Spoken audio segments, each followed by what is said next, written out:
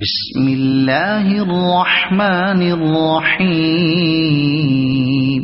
اس وقت عبدالعزیز بن عبدالملک بن ابی محذورہ نے عبداللہ بن محیریز جو سیدنا ابو محذورہ رضی اللہ عنہ کی پرورش میں ایک یتیم تھے کو شام کی طرف بھیجنے کے لیے تیار کیا، تو عبداللہ بن محیریز نے کہا، میں نے ابو محذورہ رضی اللہ عنہ سے عرض کی، اے چچا جان، میں شام کی طرف جا رہا ہوں اور مجھے لگتا ہے کہ آپ کی اذان کے متعلق مجھ سے سوال ہوگا۔ عبدالعزیز کہتے ہیں کہ عبداللہ بن محیریز نے اس کو بتایا کہ ابو محذورہ رضی اللہ عنہ نے ان سے کہا، ٹھیک ہے، میں تجھے اپنی اذان کے بارے میں بتا دیتا ہوں۔ میں کچھ لوگوں اور ایک روایت کے مطابق 10 نوجوانوں کے ساتھ نکلا۔ ہم حنین کے کسی راستے میں تھے اور رسول اللہ حنین سے واپس آ رہے تھے۔ آپ صلی اللہ علیہ وسلم ہمیں ایک راستے میں ملے۔ پھر رسول اللہ کے مؤذن نے نماز کے لیے اذان کہی۔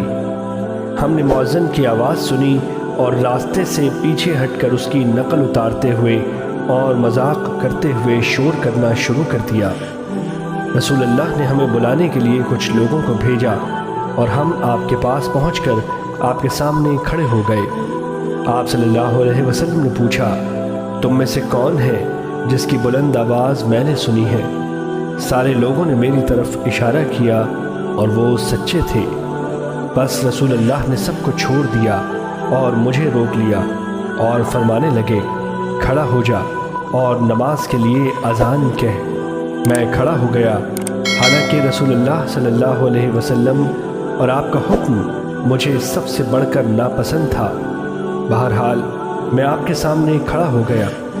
رسول اللہ نے بذات خود مجھے اذان کی تعلیم دیتے ہوئے فرمایا، کہہ، اللہ اکبر اللہ اکبر، اشہد ان لا الہ الا اللہ، اشہد ان لا الہ الا اللہ، اشہد ان محمد الرسول اللہ، اشہد ان محمد الرسول اللہ۔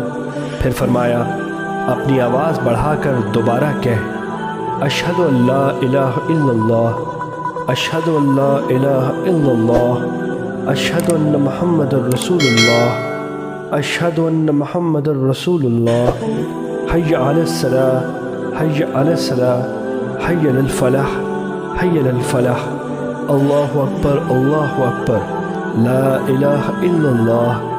جس وقت میں نے اذان پوری کر لی تو آپ نے مجھے بلا کر ایک تھیلی دی جس میں کچھ چاندی تھی۔ پھر آپ نے ابو محذورہ کی پیشانی پر اپنا ہاتھ رکھ کر اسے اس کے چہرے پر 2 مرتبہ پھیرا، پھر اس کے ہاتھوں پر 2 دفعہ پھیرا، پھر اس کے جگر پر ہاتھ مارا، یہاں تک کہ آپ کا ہاتھ ابو محذورہ کی ناف تک پہنچ گیا۔ پھر رسول اللہ صلی اللہ علیہ وسلم نے فرمایا، بارک اللہ فیکا، اللہ تجھ میں برکت فرمائے۔ میں نے کہا، اے اللہ کے رسول، آپ مجھے مکے میں اذان دینے کا حکم دیں۔ آپ نے فرمایا، میں نے تجھے یہ حکم دے دیا ہے۔